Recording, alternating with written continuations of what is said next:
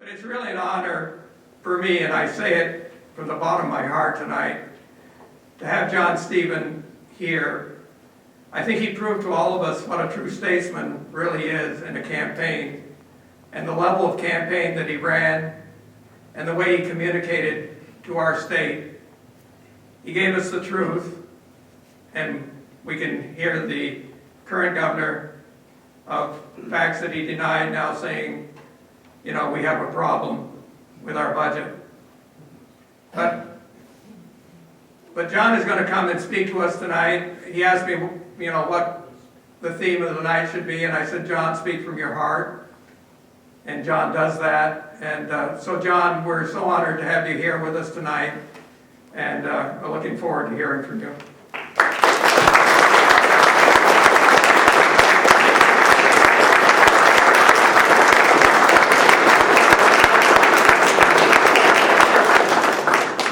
Thank you, Cliff.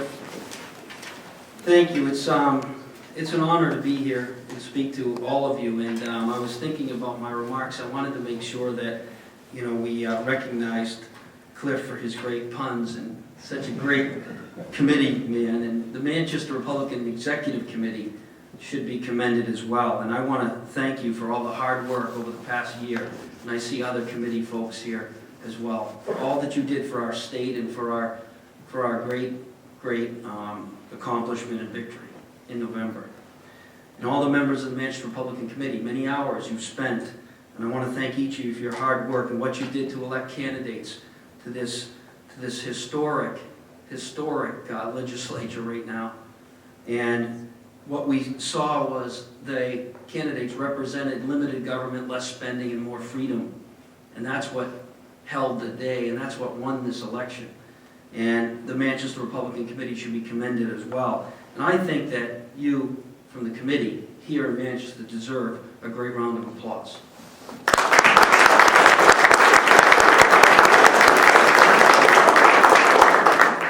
I can tell you that as a candidate, when I would walk into the victory offices and see the people holding either my sign or Ovid's sign or some sign from a candidate, state senate candidate, you know, it was a grateful appreciation for all of the effort.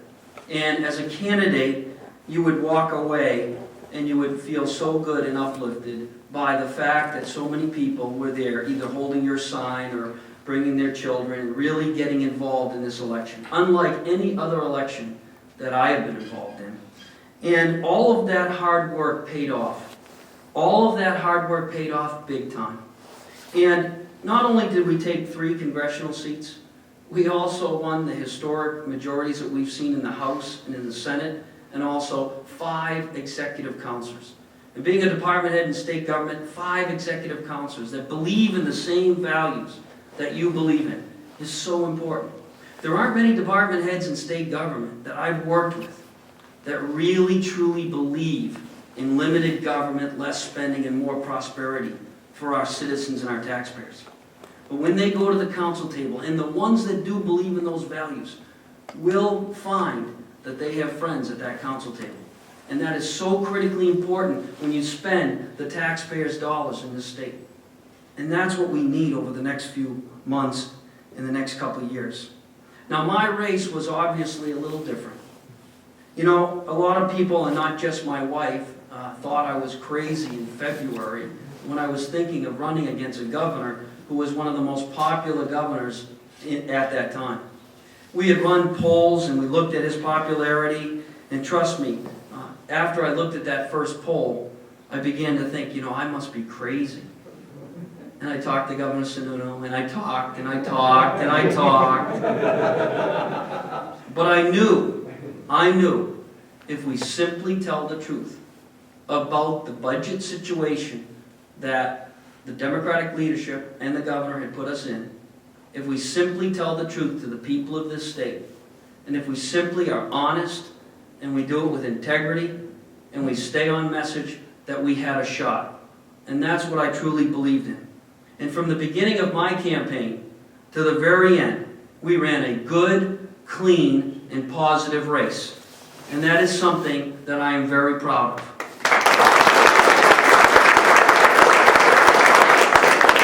we also were able to set the agenda for every candidate running for state office. While it wasn't enough for me to win the election, our message prevailed. And I consider my efforts a victory for New Hampshire, its citizens, and its taxpayers. And literally, dozens of newly elected representatives that called me and told me that that message is what prevailed. And the bad news is that it's going to take a lot of hard work. It's going to take courage, and it's going to take commitment. Commitment to those principles to get our economy moving again. And that's the bad news, because you've got to make the tough decisions now. And we've got to stay true to our word. And we can't waffle, and we cannot in any way be vague, and we have to stay principled. And that's how we will win again. What gives me a lot of optimism is that our elected officials and our grassroots supporters are coming into this with their eyes wide open. You know, that's different than years past. I can tell you that they see the problems in real time. And they know that it's going to take more than just hoping for change. And it's going to take more than just beliefs and desires. It's going to take rolling up your sleeves, doing the hard work, getting yourself dirty, and actually making those tough decisions. And that's why we elected the people that were elected in this race. From the state, local, county elections, everywhere across the board, to make those tough decisions. And that's what the people of this great state deserve, and that's what they voted for. So I can tell you that I have personally fielded numerous calls in the past couple of weeks from representatives asking for ideas, asking for issues on how that I could help, and maybe giving me some of their ideas. Well, it's absolutely critical that all of us stay involved. All of us. It's critical, because if we think that what happened at the ballot box was enough, we are going to be overwhelmed by the magnitude of the problems. And we will not be able to live up to what we said we would do and we would accomplish on this campaign trail. So if Republicans can't get the job done with the mandate that the voters have just given us, they will be looking for somebody else to send to Concord or Washington in the next elections. And we cannot lose sight of that. We cannot. That's why it's great that we won such a great victory on Election Day. But don't think even for a second that the battle is over.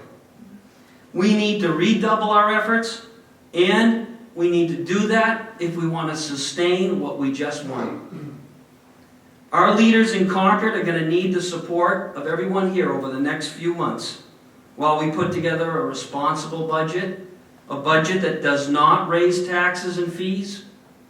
We're facing a historic budget deficit. Even the governor admits that now after the election. Nice to see that. I really enjoyed, out there campaigning, but there are times when you have to face up to reality. We're facing this historic budget, and we're doing that because it's historic because of the mismanagement of the leadership in the House, the Senate, and the governor's office over the past few years. And we've got to be able to correct that now, working together. They need, those elected representatives that are going to solve this problem, need your help.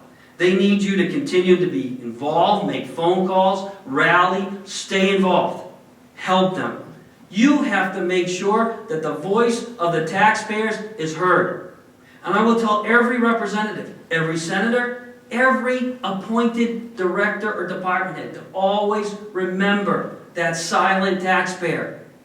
Because when I was commissioner and people would come into my office, special interests, trying to make sure we would spend money in all different ways, I would always make sure beside me was the silent taxpayer. What would he or she want me to do? And the representative should never lose sight of that fact, because you're going to be inundated by special interests in the next few weeks and months ahead. Inundated like you've never seen before. But what does the taxpayer of this great state want, deserve, and what should you deliver to them in terms of value? Remember that. So you need to stay involved here to remind those elected officials of those silent taxpayers out there. Because believe me, they'll remind us in the next election. The same goes true for Washington. Our delegation needs your continued support to help them fight through what is going to be a difficult task. It will be a difficult task to make sure that government doesn't continue to grow in Washington. But they need to hold true to their commitment and make sure it doesn't happen. Again, for the betterment of our community, our children, and our future. We need to stand with them to make sure that they realize the majority of the people of this country are with them. It's not what the media may portray. The majority of the people in this country are with them. And we need to continue to make sure that happens. And we need to make sure they fight for smaller government in Washington, just like we want smaller government here in New Hampshire. So, if I can leave you with a message, and I know that you want to get on your way into this caucus tonight, but remember this message over the next few weeks and months ahead. When you go home tonight, I want you to remember the battle is not over. You know, it's like a boxing match, and I come from a boxing family. I'm sure many of you know that. You know, when you're in a boxing match, and you go into that first round, and you win a decisive battle in that first round, you still got to come back and be ready for round two. If you let your guard down, and you're not ready for round two, you're going to be hit, and you may end up losing that fight. You've got to remain vigilant. The fight is not over. The fight has just begun. In New Hampshire alone, a nearly $800 million deficit, a historic deficit, needs to be balanced without taxes and fees. It needs to be balanced in an open, honest, and transparent way. And we need to make sure that happens. And when we are true to that principle or those values, and we deliver that to the taxpayers, we're going to stand up like no other time in the history of this state, and we'll be able to say that we have succeeded, and it will show again the next time any of you here run for office in the future. And in the end, we will have preserved that great New Hampshire advantage that all of us here love, admire, and respect. So don't let your guard down for 1 minute. That means if we're going to make the hard work mean anything, we have to get right back after the holidays, working with the MRC to bring good candidates to local elections, working with the New Hampshire GOP that did such a great job in this last election. You know, Andy and BJ and Governor Sununu's leadership meant so much, made the difference. And we need to work with them so that we can continue to recruit good candidates and to make sure that people are excited, and young kids especially are excited about getting involved in our great party. And finally, as New Hampshire residents, we all have a major responsibility on our laps. We have the special responsibility to do what we have done for years. Put presidential candidates through their paces to ensure that we play the important role that we should be playing in national politics. To make sure we vet the issues with them so that we are able to have a presidential candidate be able to run in the 2012 elections and beat and defeat President Barack Obama.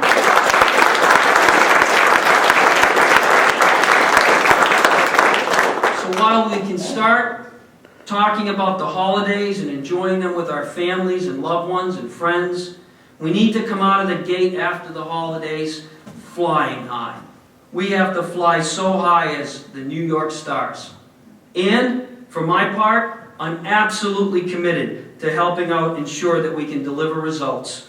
And I will play an active role, I will play a vocal role, and I will make sure that we do everything we can to balance our budget, to make sure that our message that won the day in November becomes reality throughout the year. God bless you. God bless you for everything you do, and God bless this great state of New Hampshire.